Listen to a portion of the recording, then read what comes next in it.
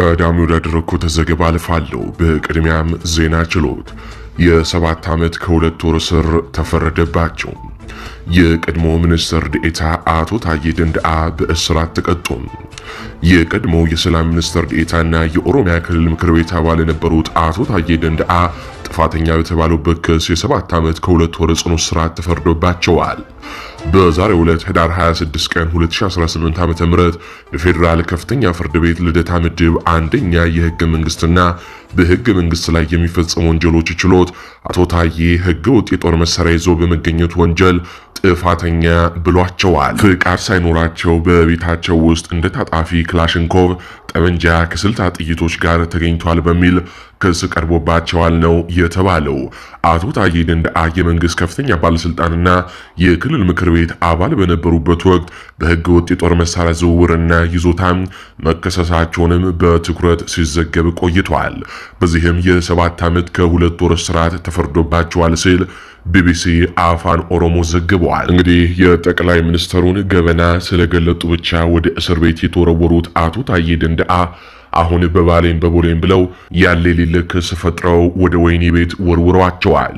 አብይ አህመድ እንኳን ለናረጋ ከበደ ለነተመስገን ጥሩነህ የቅርብ ጓደኞቼ ለሚላቸው ለአቶ ታዬ ደንደአ እንደማይመለስ ባሳየበት በዚህ ሁነት አቶ አረጋ ከበደና ተመስገን ጥሩነህ ቀጣይ ጣፋንታቸው ተጠቅመው ሲጨርስባቸው ከዚህ የከፋ እንደሚሆንም ይጠበቃል ሲሉ የመረጃ ምንጮቻችን ገልጸዋል። ይህ በእንዲህ እንዳለ የአማራ ፋኖ ብሔራዊ ኃይል አፋብኃ ምዕራብ አማራ ቀጠና የቴዎድሮስ እዝ ፖለቲካ ዘርፍ ኃላፊ አርበኛ አስረስ ማረ ዳምጤም የገጠምነው ጠላት የተሸነፈ ነው ሲል ተናገረ። ፖለቲካ የተምታታበት ከራሱ አልፎ ውሸትና ማጭበርበርን ለዓለም አቀፍ ተቋማት ጭምር ያስተማረ የሚያደርገው መላቀጡ የጠፋበት በህዝቡ የተናቀ በዓለም አቀፍ ፊት ሞገስ ያጣ አገዛዝ ነው ሲል ጠበቃ አስረስ ማረ ዳምጤ ተናገረ። ይህ ውጤት እንዲመጣ ላለፉት ድፍን 4 ዓመታት እንዲሁም ከዛ በላይ በጠራ መስመር በጽናትና በድፍረት በመታገላችንና በማታገላችን ኩራት ይሰማናል። ከብዙ መስዋዕትነት በኋላ ይህንን ትግል ከግለሰቦች ተጽዕኖ አውጥተን የትውልድ አድርገነዋል። የአማራ ህልውና ትግል ማንም በኪሱ ይዞት የሚዞር አጀንዳ አይደለም። የሆነ ቡድን ወይንም ግለሰብ ሲፈልግ የሚያነሳው ሳይፈልግ ደግሞ የሚጥለው እንዳይሆን አድርገነዋል ሲል አርበኛው ይቀጥላል። የፋኖን እንቅስቃሴ ከመንደር አውጥተን የቀጠናው ተጽዕኖ ፈጣሪ ኃይል ማድረግ ይችለናል። የአማራ ፖለቲካም ዓለም ባንክሮ እንዲያዩ ማድረግ ተችሏል። የቀጠናው ኃይሎች የማስተባበር ኃላፊነት መሸከም የሚችል አመራር ቋት በመፍጠር ላይ ነው። ድንጋይ ነክሰን ከነጣቂዎችና ከስንጣቂዎች የጠበቅነው ትግል ለባላደራው ትውልድ እናስረክበዋለን። መሪያቸው በጠላት ጫና በተሰደዱና መንግስታዊ መዋቅር በፈረሰ ጊዜም ጭምር ሀገር ያቆዩ የኢትዮጵያውያን ህብራዊ ማንነት ከቀኝ ገዢዎች የጠበቁት የአርበኞች ልጅ ነን ሲል አርበኛ አስረስ ማረ ዳምጤም ተናግሯል። ይህ በእንዲህ እንዳለ ደግሞ የአፋብኃና የአፋሕድ አንድነት 90% እንደተጠናቀቀ ተነገረ። ይህ በእንዲህ እንዳለ የአፋብኃና የአፋሕድ አንድነት 90% እንደተጠናቀቀና በቅርቡ እንደሚበሰር ከአመራሮቹ አሁን አረጋግጫለሁ ሲል ጋዜጠኛ ደረጃ ሀብተወልድ ተናገረ።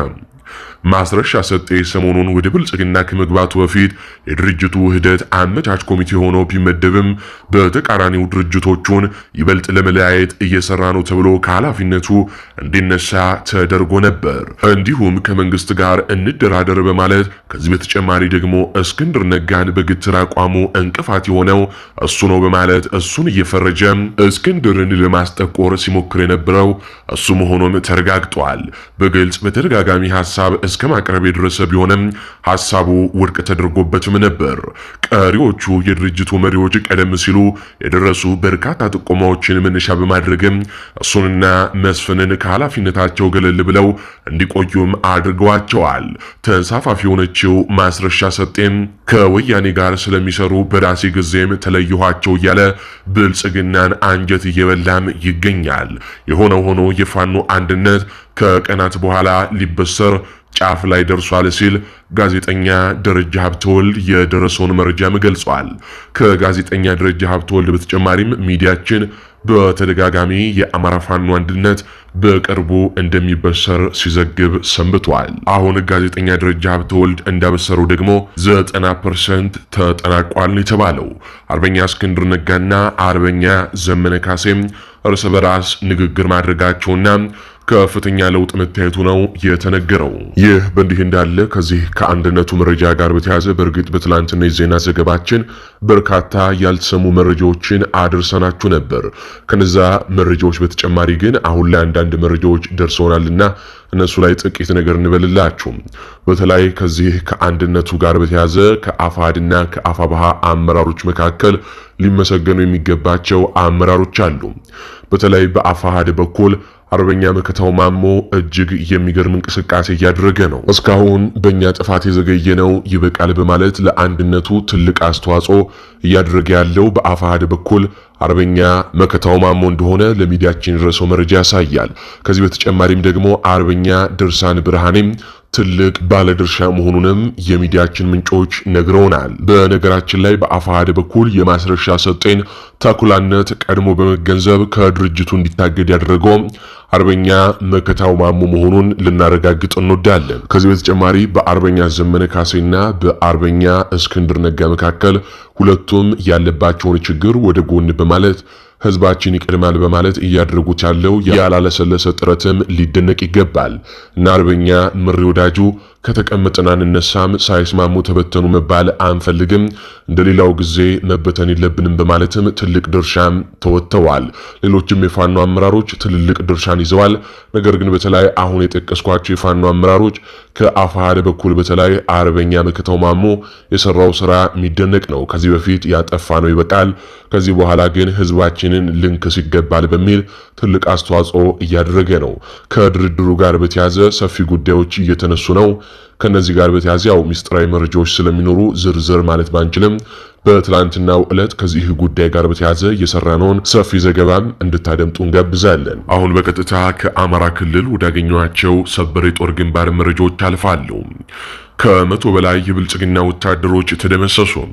ለማደኛው ደጃዝማች አራተኛ ኮር በመተማ ወረዳ ሽመል ጋራ ቀበሌ በትላንትናው ዕለት ከቀኑ 9 ሰዓት ጀምሮ ሆርጃሙስ ክሬቸሩና ቁጥር 1 መውጫ አዲስ ዓለም አካባቢ በሶስት አቅጣጫ የመጣውን የአገዛዙን ወታደሮች ላይ ጠንካራ ጥቃት በመክፈት ከፍተኛ ሰብአዊና ቁሳዊ ጉዳት አድርሶባቸዋል ተባለ። ከ6 ክፍለ ጦር የተወጣጡ የበላይ እዝ አራተኛ ኮር ሰራዊት በወሰደው የተሳካ ማጥቃት ከመቶ በላይ የአገዛዙ ወታደሮች ሲደመሰሱ ከ50 በላይ ደግሞ ቁስለኛ ሆነዋል። በተጨማሪም ሲጓጓዙበት የነበረው ተሽከርካሪ በተሰነዘረበት ጥቃት ከጥቅም ውጪም ሆኗል የተባለው በላይ እዝ በጀመረው ጥልቅ የማጥራትና የማረም ስራ ተሞርዶ ስል እየሆነ የሚገኘው የደጃዝማች ኮር ይህንን ውጤታማ የድምሰሳ ውጊያ ግዳጅ ሲፈጽም ያለምንም መስዋዕትነትም ነው ተብሏል። እዚሁ ጎንደር ላይ ስንቆይ ራስ አሞራው ውብነህ ብርጌድ በእጀባ ላይ በነበረ የብልጽግና ኃይል ላይ ጥቃት ፈጽሟል። በዛሬው ዕለት ዳግማዊ ቴዎድሮስ ኮር ጥቁር አንበሳ ክፍለ ጦር ራስ አሞራው ውብነህ ብርጌድ ከማክሰኝት በቅርብ ርቀት ላይ ከሚገኘው ፈረንጅ ውሃ ከሚባለው ቦታ ላይ ከጎንደር ወደ ባህር ዳር በርካታ ወታደራዊ ተሽከርካሪዎችን አጅበው በመጓዝ ላይ በነበሩ የብልጽግና ሰራዊት ላይ በደፈጣ ጥቃት ጉዳት አድርሰውባቸዋል።